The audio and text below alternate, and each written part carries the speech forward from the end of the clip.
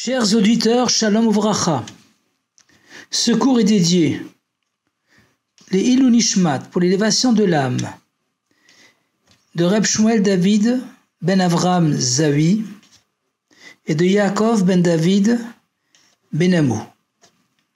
Ce vendredi, donc dès jeudi soir, on sera le 30 Shvat, le premier jour de Rosh Chodesh Adar. Et Shabbat, on sera le premier Adar, le deuxième jour de Rosh Chodesh, et également Shabbat Shkalim. On sortira 3 Sifrei Torah. Dans le premier, on lira la Parasha Mishpatim. Dans le deuxième, la section de Rosh Chodesh, dans la Parasha Pinchas. Et dans le troisième, la Parasha Shkalim, Kitissa. Nos maîtres nous enseignent dans le traité Ta'anit 29a et le Magan Avram le rapporte comme une halacha, une loi, que Mishenichnas Adar Marbim Besimcha. Dès que l'on rentre dans le mois d'Adar, et le Rabbi précise que c'est à partir de Shabbat Vachim Chodesh Adar, donc des Shabbats derniers, on doit augmenter la joie. D'autre part, dans le traité Ta'anit 29b, on apprend qu'au mois d'Adar, Baré Mazlé, le Mazal d'Israël est fort, Takif. On peut donc vaincre tous nos ennemis, extérieurs et même intérieurs, comme le Yetzirah. Dans la Sikha de Purim Tafshin Chai 1958, le Rabbi nous explique qu'il y a plusieurs niveaux dans la joie. Premièrement, Ivdu et Hashem besimcha, servez Hashem dans la joie, comme c'est écrit dans les Télim, chapitre 100, verset 2. Dans ce premier niveau, l'essentiel est de servir Hashem. Mais cela doit se faire dans la joie, qui est cachée et permanente. Deuxièmement, Simchat mitzvah, la joie d'accomplir les mitzvot d'Hachem, comme V'samarta bechagecha, Moadim le simcha, la joie des Yamim Tovim, des jours de fête. Cette joie est certes dévoilée et constitue une mitzvah essentielle, mais cette simcha est celle de la mitzvah. Le troisième niveau est Mishenichnas Adar Marbim Besimcha. Quand on rentre dans le mois d'Adar, on augmente la joie. On cherche et on crée les occasions d'être joyeux et de réjouir son entourage. Cette joie ne s'appuie pas sur une mitzvah. On augmente la joie par rapport à celle de toute l'année dans les domaines du permis, une année reshoot, et alors l'essentiel est la simcha elle-même. Enfin, le quatrième niveau est la simcha de Purim, comme le dit le traité Megillah 7b, Mechayev Einish Lipsume Bepuria Adeloyada. On doit se festoyer à Purim jusqu'à ne pas en être conscient. On ne ressent ni la raison de la simcha, ni la simcha elle-même. On est tellement imprégné d'une joie intense provenant de l'essence de la neshama, de l'âme, au-dessus de la logique et de la raison, qu'elle nous dépasse totalement. D'autre part, comme notre mazal est plus fort au mois d'Adar, et ceci indépendamment de nos efforts, car Moshe Rabbeinu est né le 7e jour du mois d'Adar, ceci contribue au Marbim Besimcha du mois d'Adar, jusqu'à atteindre la Simcha de Ad Eloyada, le jour de Purim. La Parasha Mishpatim commence par le verset Ve'ele Mishpatim asher tasim lifneihem. Et voici les lois que tu placeras devant eux. Rashi explique que l'ajout du Vav dans Ve'ele nous apprend que les lois du code civil et pénal de notre Sidra ont été données aussi, comme les commandements précédents de la Sidra Yitro, par Hachem au mont Sinaï. Et Rashi conclut, et pourquoi la section des lois civiles se trouve juste après la section traitant de l'autel du Misbéach, à la fin de la Parasha Yitro? C'est pour nous apprendre que le Sanhédrin doit être adjacent au temple. Et d'après une autre édition, adjacent à l'autel, au Misbéach, dans la cour du temple, dans la Hazara.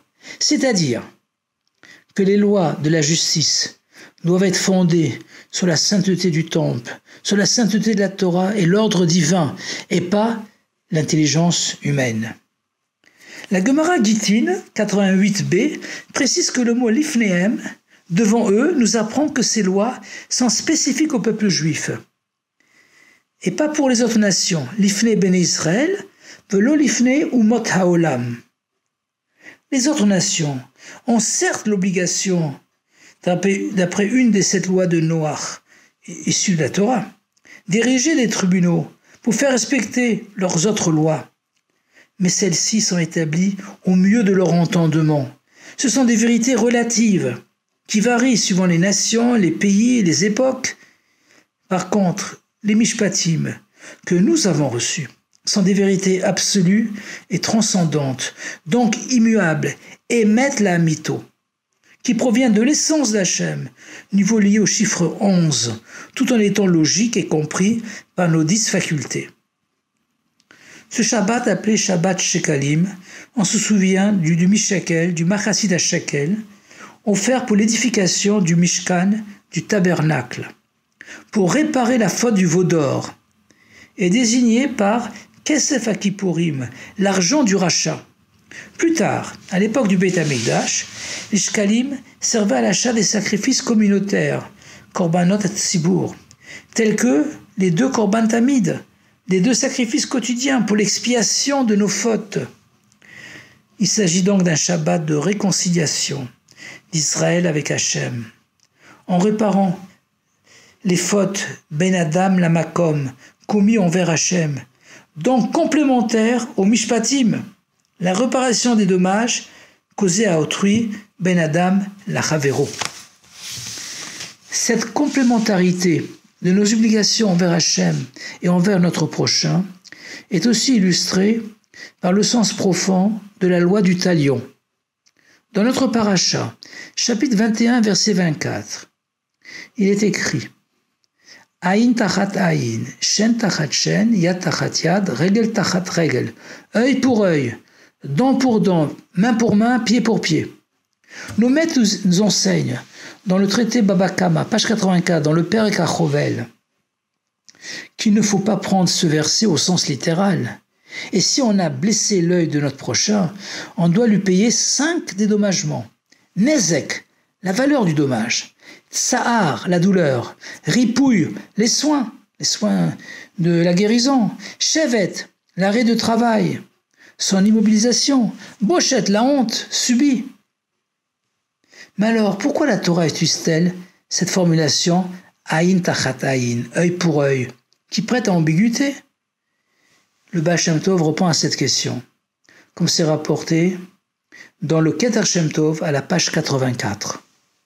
On trouve dans les textes sacrés des expressions concernant Hachem qui sont des anthropomorphismes. Par exemple, l'œil d'Hachem est dirigé vers ceux qui le craignent, ses oreilles vers ceux qui l'appellent, sa main est-elle trop courte pour prodiguer le bien, etc., que l'on ne doit pas prendre bien sûr à la lettre.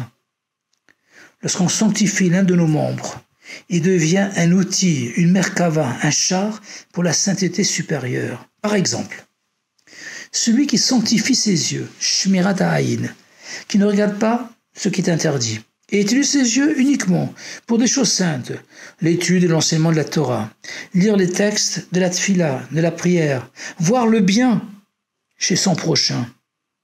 Ses yeux deviennent alors un outil pour l'œil céleste, l'œil supérieur, et attirent alors sur terre l'œil bienveillant de Hachem, Aïn tachat aïn. De même, si on sanctifie nos oreilles, en n'écoutant pas du lachon hara, de la médisance, et en les consacrant à l'écoute de vraies Torah, des paroles de Torah, alors l'oreille céleste écoutera nos prières.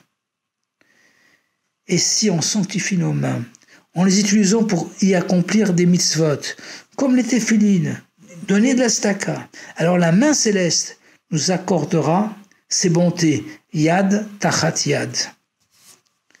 Donc, en privant son prochain de l'un de ses membres, on l'empêche de remplir éventuellement sa fonction d'outil pour le membre céleste correspondant. C'est en raison de la gravité de ce préjudice que la Torah impose 5 dédommagements.